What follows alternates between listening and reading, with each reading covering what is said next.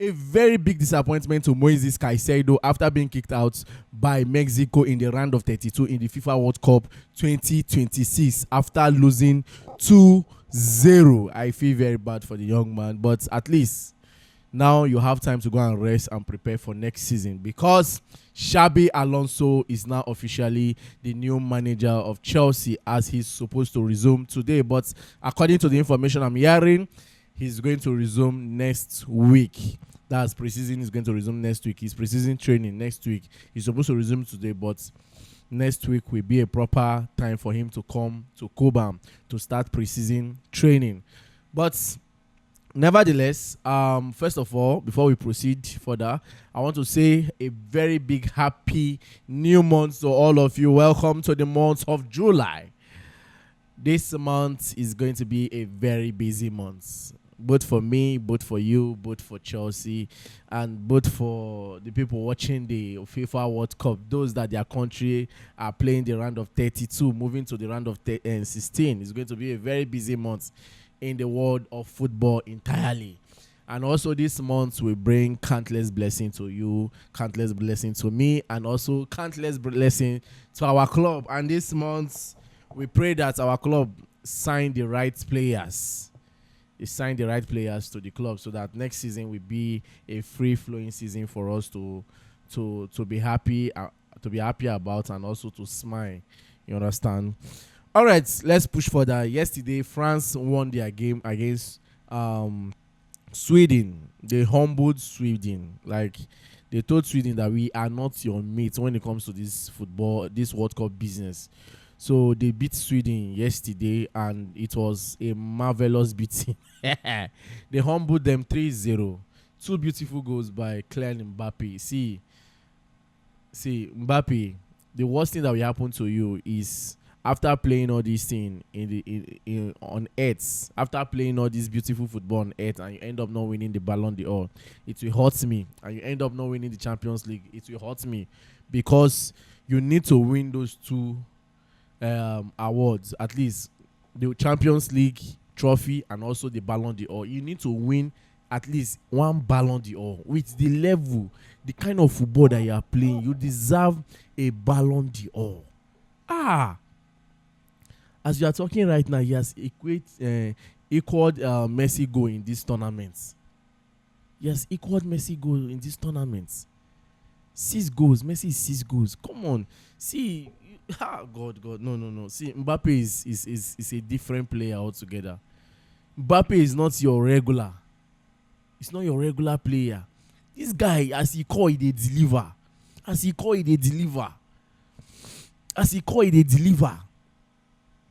But all the same, they kicked Sweden out. They kicked the likes of Alexander Isak and Gyökeres. They told them to go back to the Premier League and prepare for next season for their various clubs. And also Ivory Coast.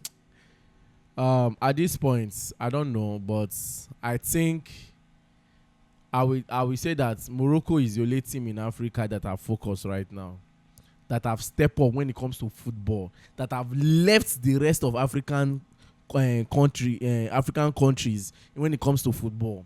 The way they operate is differently. They operate like the Europeans. They play like the Europeans. The mindset is different. Look at Ivory Coast yesterday.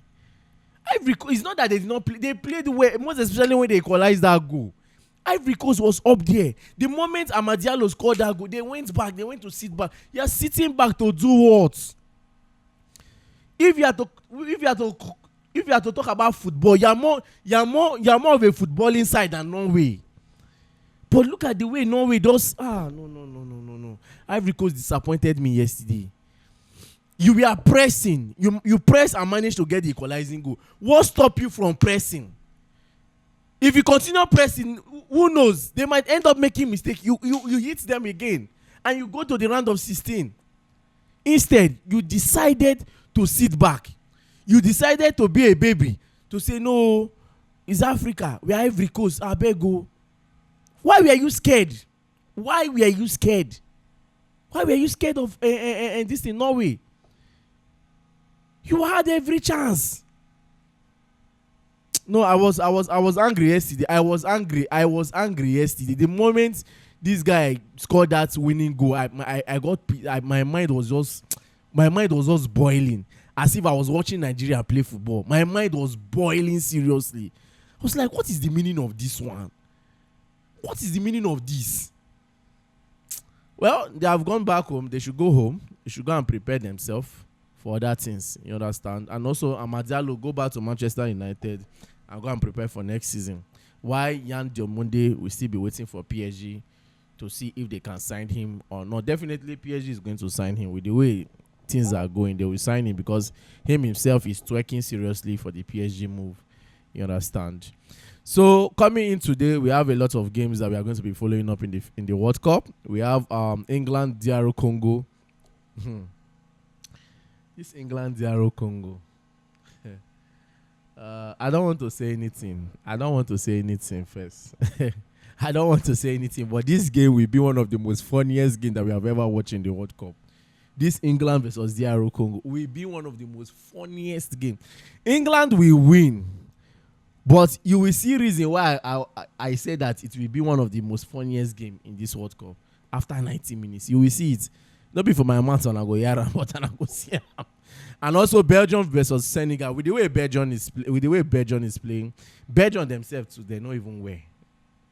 That they know too well like that. Senegal is the worst. So I'll give it to Belgium, except something changed. But Senegal have the qualities. Senegal have the players. They have the players to do this business, to stand Belgium. But I don't just know what is wrong with them. I don't just know. Anyhow, thank you to Morocco. Thank you. Because it's like Morocco is that African country that I'm saying that one African country might end up being a semi or a final. I think Morocco will be that African country. And I bet you if any African country gets to the final, there's a 70% chance of them winning the World Cup. Mark my word. Mark it. And also, let's talk about some transfer issues around the world of football, most especially in Chelsea, because that's what my people are here for, and other football lovers too. But we'll still try to diversify. Yes, Chelsea are advancing in terms of signing Pep Chavarri. Personal terms are also close because of they want to seal this one just like the way they seal Marco Palestra. You know that Xabi Alonso is involved in this Chavarri's deal. He's fully involved in this deal. So hopefully from now till Friday, we should be getting a year we go for Pep Chavarri to Chelsea. And mind you, I've been hearing a lot of talk of he's coming to replace Cucurella. He's coming to stand in for Cucurella. He's not coming to replace Cucurella. He's coming to play his game. He's a left back. He's coming to crest his own name. When Cucurella came in, that was how we said that Cucurella is coming to replace Ben Chilwell. He's coming, though he been benched the Chilwell for bench because injury messed Chilwell up. But even at that, Cucurella also crest his own name in Chelsea to the point some of us felt bad as he left to Real Madrid. So the same thing with this young man. Anybody that is coming to Chelsea, they are coming to crest their name. When he start performing next season, everybody will start saying Pep Chavarri. Before you know, he done the crest his own name. He done the put his own name for Stamford Bridge Wall. So he's not coming to replace Cucurella. He's coming to play his own football, so that you will remember him too, the same way you remember Cucurella. Don't expect the Cucurella vibe in this guy. The same way we never expected Cucurella in Chilwell. You understand? The same way we never expected Chilwell in Marcos Alonso. Do you understand? So that is it. Don't expect. Everybody is different. So you guys should slow down with that talk of he's coming to replace Cucurella. Start comparing him with Cucurella, saying that it's better. See, like I tell you now, I don't know. Be like Chelsea fans now. We dey fun of doing this thing. Well, player go come out like this. The next thing we don't they compare. We don't they do this. We don't they do that. See. Much respect to Cucurella. He did very well while he was in Chelsea. He helped Chelsea, most especially in winning of those 2 trophies. It was very, very important. And also taking Chelsea to the Champions League was very crucial. He did very, very well, which I will not downplay those tasks that he performed in Chelsea. I will not use this guy to compare Cucurella. No, I will not do that. Because I know how energetic and the impact of Cucurella. Before Real Madrid will sign, before Real Madrid will not think 24 hours to sign Cucurella, they know what they have seen. Do you understand? So you guys should slow down with this. This guy get pace, and this guy get speed. They aggressive too. Like, he's different. Pep Chavarri is coming to play his own game. You understand? Just the way Cucurella has played his own and he has left. Yesterday I talked about Enzo Fernandez, saying that Real Madrid, they are still thinking of what will Enzo Fernandez give to them or bring to them. That is why they have not really considered or think of paying that 120 million or even approaching Chelsea. Some people blast me. Some people say, you hate this Enzo. Enzo is a top class. Now that top class, now that top, now they verse me. See, let me tell you, Enzo is another average player that is just good. An average player that is just good is not an average player that is Enzo is not a top class player. Do you know what they call a top class player? Have you sat down one day, watch Jude Bellingham play football? Have you sat down one day, watch Declan Rice play football? Have you sat, even this Elliot Henderson that Man City signed, have you watched this guy? Though me, I know say that Elliot Henderson, that money we then sign him for next season, if he flop, mark my word, if he flop or if care is not taken. So Enzo Fernandez is looking like somebody that will stay in Chelsea. With all the information I've gathered so far, it's looking like Enzo Fernandez will remain in Chelsea. And me saying this now, just remember the last time I talked about Cucurella, saying that he might end up staying in Chelsea. Before you know, that day Real Madrid signed Cucurella. Who knows? I might be saying this now. This evening, Real Madrid will pay the 120 million pounds to sign Enzo Fernandez. But so far, so good. No club-to-club talk. And it's looking like Enzo will remain in Chelsea if nothing serious happen this month. Or even after the World Cup. If nothing serious happen after the World Cup, then there's a 80% chance of him remaining in Chelsea. You understand? So that is it. Then also, Chelsea made a call for Morgan Rogers, but the most likely destination is Arsenal, pushing for him. Villa 130 million pounds. 130 million pounds for Morgan Rogers. See, this transfer is bad. This transfer is will I say is the transfer market every season is going bad, because the transfer market produce average player that is being sold for a costly amount. I wonder how did Tottenham manage to pay 85 million for Matheus Fernandes? How did they do that? A club that is being Matheus Fernandes playing for a club that is being relegated. Matheus Fernandes, what was his impact last season? Now still this same Matheus Fernandes even pursue West Ham go that relegation, because against Arsenal, that guy had a clear-cut chance to score a goal. The guy can't go passion for Raya body. This same Matheus Fernandes. That's why I don't blame Manchester United though. People are saying that Manchester United, they are pushing for Elliot Henderson, they have dropped back. Now they're pushing for Matheus Fernandes. They know waiting. Man, you know waiting they don't see. Before I see Man U, they push back. They know waiting they don't see. For big players, for players where they carry big money go sign, they know waiting they don't see. Brian Mbeumo, how much did they sign Mbeumo from Brentford? Mbeumo is performing very well for them. How much did they sign Kounha from Wolves? Kounha is performing very well for them. So all these average players being sold for I don't know whether I will call it extravagant or be waiting. I don't know the English I go use for them. It's crazy. It's crazy. Look at Morgan Rogers. Okay, fine. He played well last season. No doubt. But is it worth 130 million? No. Except Aston Villa is putting in that fee just to scare people away, just to chase people away for not doing that business. It's not worth 130 million pounds. Come of it now. 130 million pounds for what? What has he played?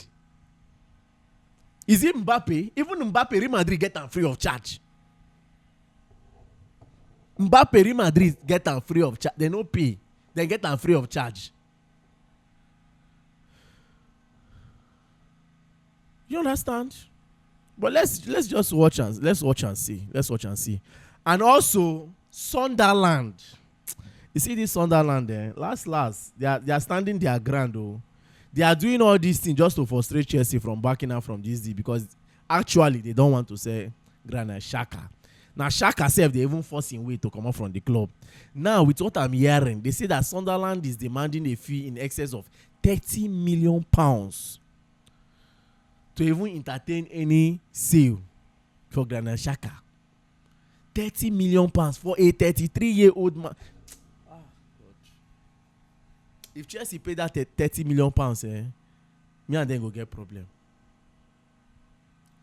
But if you check am very well, sha, with wetin Xhaka go give us, if for no bad though, but he bad. If for no bad, but he bad. He did not even say 15. How much did you even sign Granit Xhaka from Bayer Leverkusen? 17. They did not even think it twice. Xhaka came to the club. Now a bigger club is coming in for him because of his master is there. His presido is there. He wants to reunite with his coach. You people are stopping him because of you people want to chase Chelsea with the price tag that you're putting on him. Well, one thing I love is that they say Chelsea is not backing down for now. And I know that Chelsea will end up highest £20 million. Kaskia. £30 million. Say waiting happen. If Chelsea sign Granit Xhaka for £30 million, that means come next summer transfer window, you go see player of 34 years old. They go they sell him for £50 million. 34. Then when they start a sell player of 34 years old, £50 million. Player of 21, they will start selling them for £170 million. After all, how much will PSG the way they demand from PSG for Yan Diomande? Is not 120 million euros. So it's crazy. It's crazy, man. 30 million. It's crazy. But let's just see how the deal will work out. If Chelsea are really keen on signing him, let's see what Chelsea will end up paying to sign Granit Xhaka. We'll see how far. We'll see how that deal will go because let's just see. And also, according to Fab, he said that Chelsea will have to drop Malo Gusto price if Man City is going to make any push to sign the player. You see, you don't reach Chelsea turn now, go drop price. Let Malo Gusto be in Nottingham Forest. And Man City is coming for him. They will not say Nottingham Forest drop price. If Nottingham Forest put Gusto for £80 million, Man City will pay. Man City will pay. They will not look back. They will pay. Now it's Chelsea's big club something now. Make Chelsea drop price. If you are not ready to pay the £75 million, back out. Me, I've said it countless times. I don't want Gusto to go. You see players that we believe that Chelsea should let go. You see all this Gusto. You see all this Pedro Neto. I've been hearing some people saying that another player that Chelsea should put in the transfer market is Pedro Neto. Baba, you see Pedro Neto? Count me out, man. No J. I know that he was sloppy last season. He was misbehaving last season. He was missing last season. He was not doing the basic as a winger last season. But there is something about Neto. I saw it in the first season when he came to Chelsea. He might not be appreciative last season, but that does not mean that he's bad. I still need Pedro Neto in Chelsea for one more season. We dey complain say we no get wingers. We want say the one we even try better pass the other ones than we dey thought say they no good. So for Pedro Neto, I will not entertain any sale. Chelsea should keep that one corner. We still have Estevao, so at least make them day. Never can Xabi might change their mentality, change the way they think, change the way they play. As for Gusto, I still want Gusto around in Chelsea. I still want him around in Chelsea. No matter what, I still want Malo Gusto around. You might not like it, but that's the truth. You understand? So that is it. Oh. Then as for Marcus Rashford, I hear say Manchester United they consider say they feel welcome and back. You know, say initially they wanted to let him go. They wanted to sell him since Barca did not do the business of signing him. They wanted to let him go from there, but right now with his few performances in the World Cup, Manchester United are now having a second thought to like, okay, let's see. and it's like this guy will be good. You sure say we no go integrate am back to the squad. You understand all those kind of settings them. So for me, I would say Manchester United should give it a trial. They should give it a trial, no matter what. I know that it's not easy, but they should give Marcus Rashford a trial. And also, happy birthday to Garnacho. Even though you know from my mind, but happy birthday to the young lad. I'm very happy for him and his +1 today. Whether I like it or not, if you know like him, if you like him, but it's +1 today. +1 not me say he add to his sense, so I be sense add to Ramo. So I'm very happy for him. He's 22 years of age. He's very young, 22 years of age today. So happy birthday, Garnacho. Happy birthday.